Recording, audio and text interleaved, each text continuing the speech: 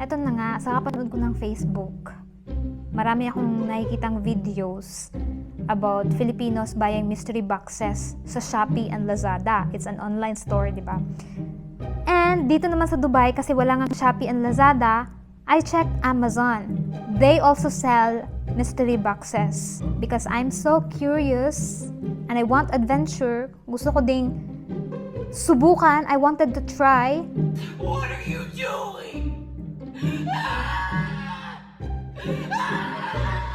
To purchase a mystery box I bought last month and now it arrived. It's delivered and the item is with me. I bought it for 137 dirhams including the shipping fee. So I'm very excited kasi I checked YouTube about Amazon mystery box and I really saw that it's a big box and it made me also want to purchase it.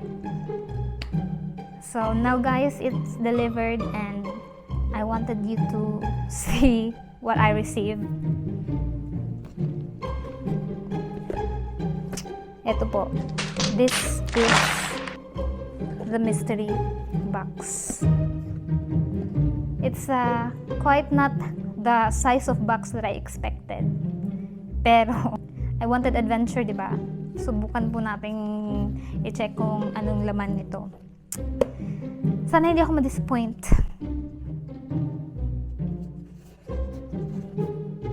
Dandan tayo sa ating nagamit.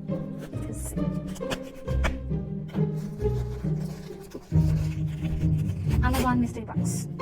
Actually, it's a Chinese seller. Ito yung nakasulat. Mystery box.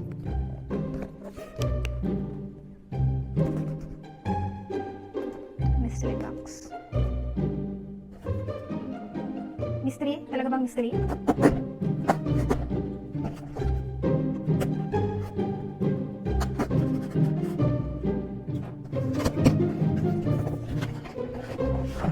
$137 dirhams, guys, is equivalent to 1,800 pesos. 1,800 pesos. So that's why I was expecting a big box. So ito yun. Ito yung laman. Wireless earphone. Wireless earphone.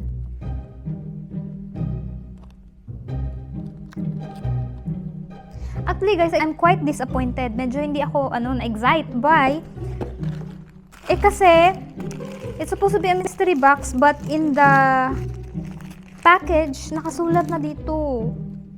Ano ba to? Headset, 1 quantity. What? Bro, what are you talking about, man? Headset, 1 quantity. Kaloka. Paano ako ma-excite? So, alam ko na kung ano yung laman. Pero, wireless pala, earphone. Akala ko yung headset yung ganon. So, na-surprise pa din ako. Pero sana mas mahal to, no, sa... I hope that it's more expensive or at least equivalent to the amount that I spent.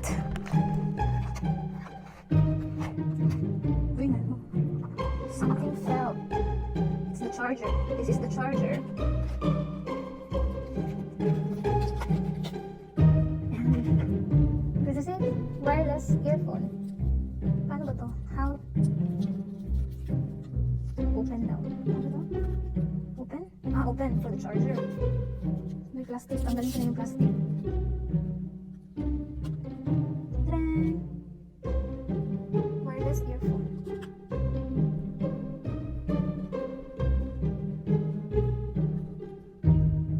So ito siya, guys.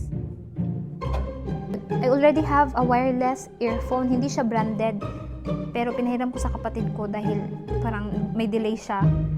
Hindi siya on time nagsisync yung sound niya pag nanonood ako ng YouTube. So,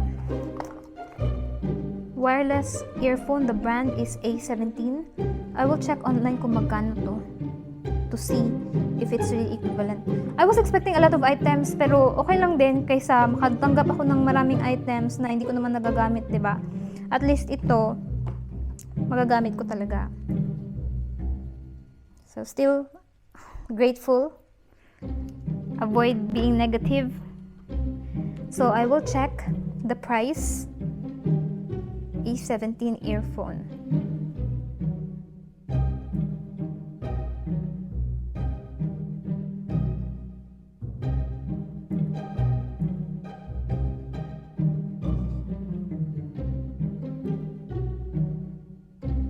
So this item that I got from a mystery box is only 121 dirhams plus tax, and some seller in noon.com, it's sold for only 65 dirhams. I bought it for 137, so I did not gain. But this is what I get from buying mystery boxes. Ito kasi naka-advertise na box. Akala ko malaki. Akala ko malaking box, hindi pala, maliit lang. And I thought there's a lot of items kasi yun yung naka-advertise dito. Ganito. Daming items. Isa lang pala. Hi, Nakel! But let's avoid. Sabi dito, mystery box is a globally popular product. The randomness of mysterious box adds a lot of product fun. You can try to buy a mystery box. It will make you never to stop. Fish-shaped headgear, super decorations, funny toys, smart technology products, return random packages, game consoles, and many more. You will never know what you have purchased until you open the package. Legit naman. Maybe it's a beautiful gift, maybe it's a toy that makes you laugh, maybe it's a tool to record family memories. I hope you find fun. Your package will include useful fun items that may be shipped in a box. Have a good time. Huwag na po kayong bumili ng mystery box, guys. Lugi kayo, lugi. Sabi dito, we promise all items included are brand new. The value of the item in your package is the same as the price you bought. Hindi daw talaga bababa yung binigay nila sa inyo sa kung magkano yung nagastos niyo. But for this, because I just checked now, it's only 65 dirhams. No.